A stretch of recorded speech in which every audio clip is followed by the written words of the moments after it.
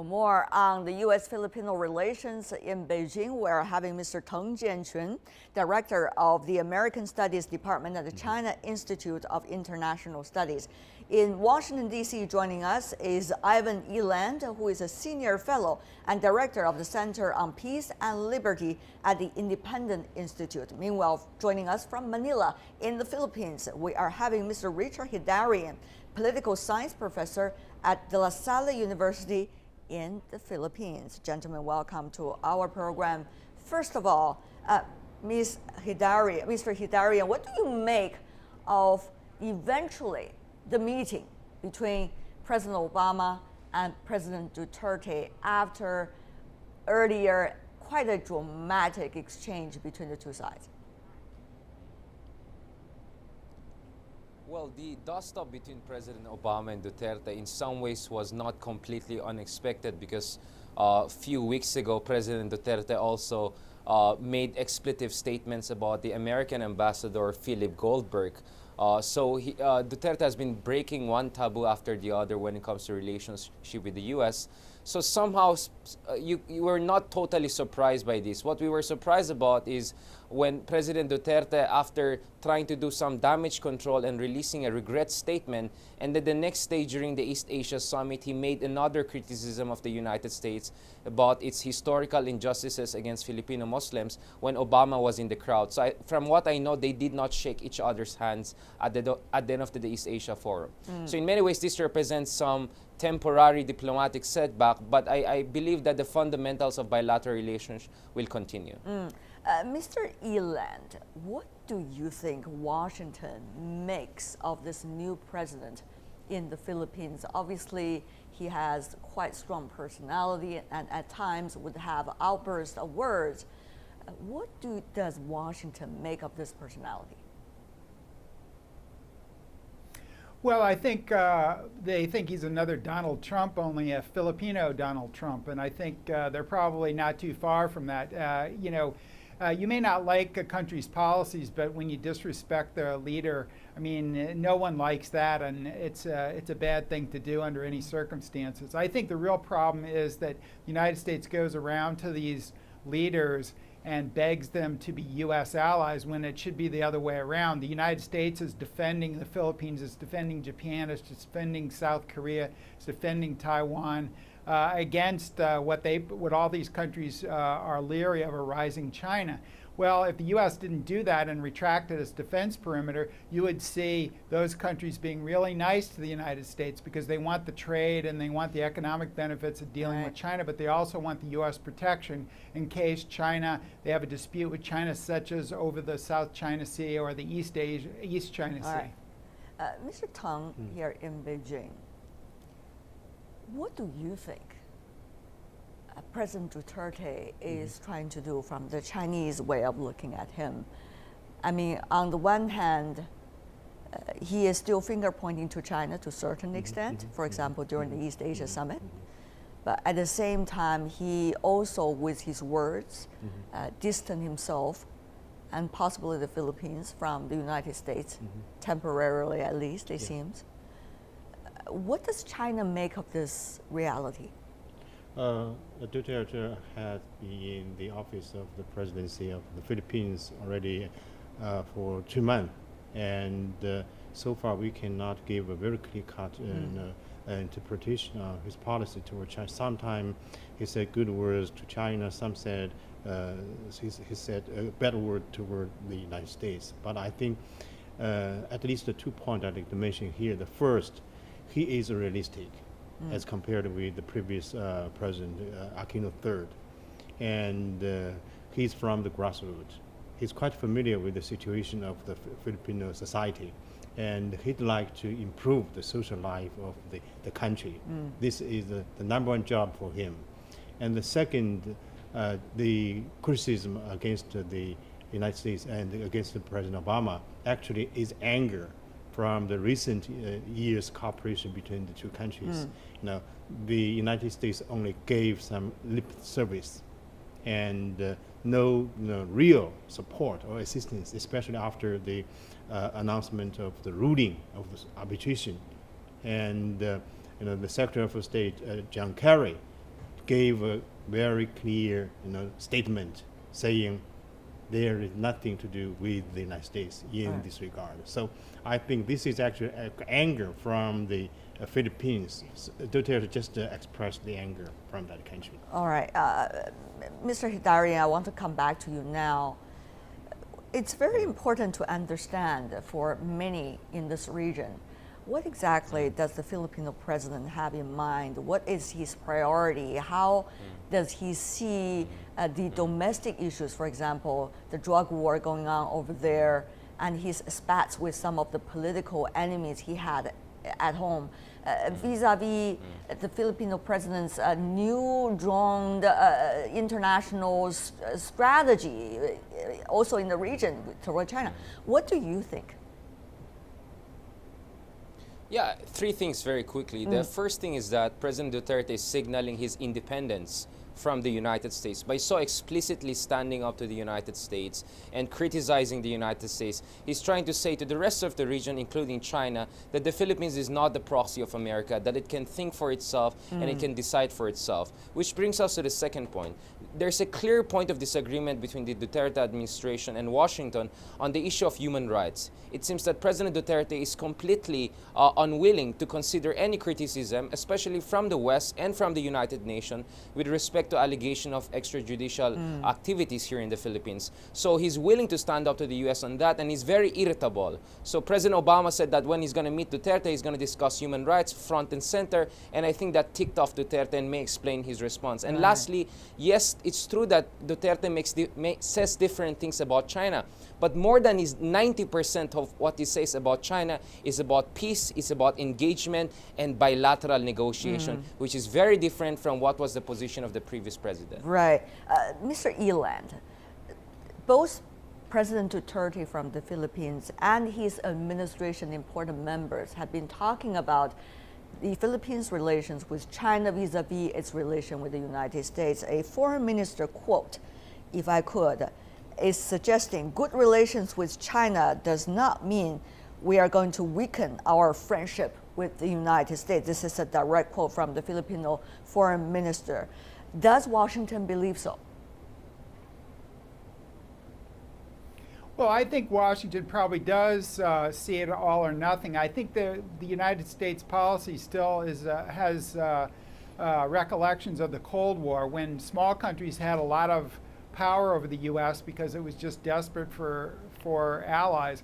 And I think the United States should stay neutral in these disputes in the South and East China Seas.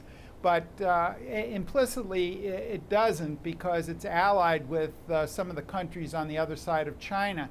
I don't see, I think China's territorial aspirations there are completely unreasonable, but that's not the problem of the United States. And I think the United States really ought to, and Donald Trump has pointed out this in the presidential campaign, the United States should question some of these alliances and what we're getting out of it. It's makes our foreign policy very inflexible, and it allows leaders like the Philippines and other leaders to do these things. And I don't fault them for doing that. He wants to be independent of the United States. He wants to show China that they can get along, but he's also doing that within the under the shield of the U.S. And the United States should be careful, because this guy is very volatile, and he could get the United States into a shooting war with China or some other country there that the United States doesn't want to be in. Okay, Mr. Heydarian, I want to also have an assessment of what Manila believes Washington is willing to do for itself. I mean, for Manila, of course. There was, back in the year 1951, mutual defense agreement. That was a very long time.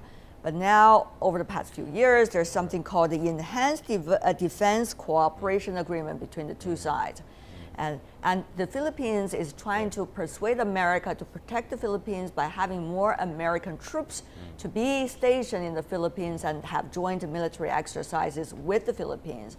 But what would these mean for Manila, convincing Washington to be on its side, no matter what it is? Yes, for the Duterte administration, clearly the United States is not doing enough. The U.S. never clarified whether the Scarborough Shoal or other land features claimed by the Philippines in the South China Sea will be defended by the United States if there will be a war between Philippines and China. Unlike what is the U.S. position on the Senkaku Diaoyu, when they said clearly that falls within the Mutual Defense Treaty with Japan. So on one hand, Duterte is angry that the U.S. is not giving enough commitments. And on the other hand, if he tries to reach out to China, it's possible that he may be open to put some restrictions on further American access to Philippine bases. Remember, the Subic and Clark have not yet been opened up to American forces under the Enhanced Defense Cooperation Agreement. So that's still up for negotiation between him and the U.S. and sure between China and the Philippines too. Right, Mr. Teng, very complicated picture. You see a lot of moving factors all going on at the same time. So what does China make of this? President Duterte said openly, despite sometimes his moody words, he suggested that the Philippines is not going to, in public, talk about the dispute between China and the Philippines toward the South China Sea issue, but rather to negotiate and discussion with a closed door. How does China take that gesture? And well knowing what is going on right now between the Philippines and the United States? Actually, after the ruling of the so-called arbitration by the Philippines, all the parties concerned in the South China Sea have returned to the original point. They all promised to, do the negotiation and exercise restraint and restrain their, muscle and not to show so much muscle in this game. And actually, there is a fundamental change, I think, in the balance of power in this region. The United States and China would like to have more engagement in not only in trade, not only in security, but this time they prefer to go together, to have more cooperation with ASEAN countries in security and also in economy.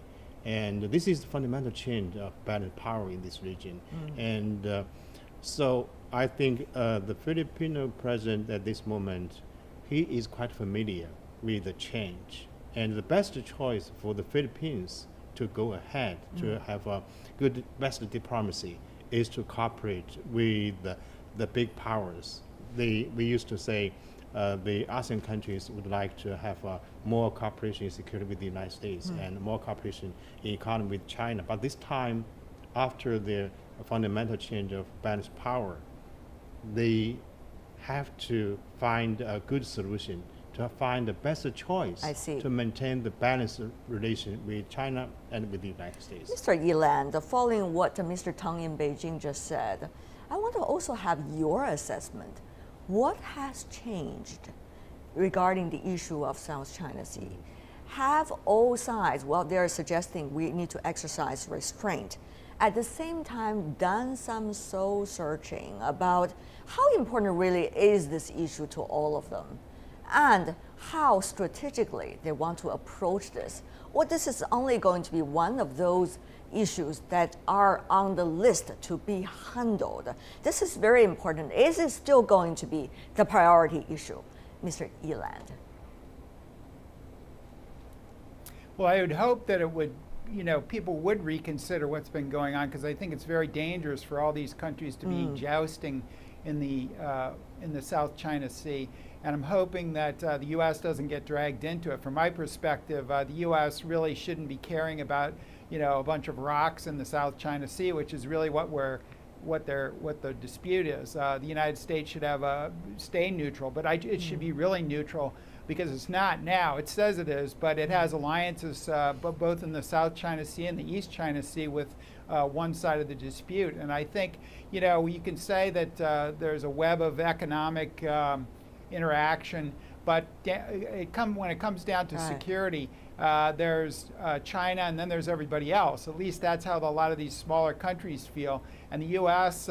is, by treaty, required to defend these countries. And so, but what do we get out of it? We haven't gotten any much from Japan and South Korea economically. and we're certainly not going to get anything from the Philippines right. economically. So I think Mr. Trump is right in a certain respect, and that is we need to reconsider our alliances in the Eastern. Well, Mr. We Eland, really need them anymore. Mr. Eland, you just revealed to the rest of the world you probably is one of those Trump supporters. But having said that, let me go to Mr. No, I'm not a Trump. I'm not a Trump supporter, but I think he does make sense on that particular point. I would not vote for Donald Trump. All right. I think he's a wild man, and I think the leader of the Philippines is right up there with him. I wouldn't check your track record when it comes to voting, but let's just put that joke aside.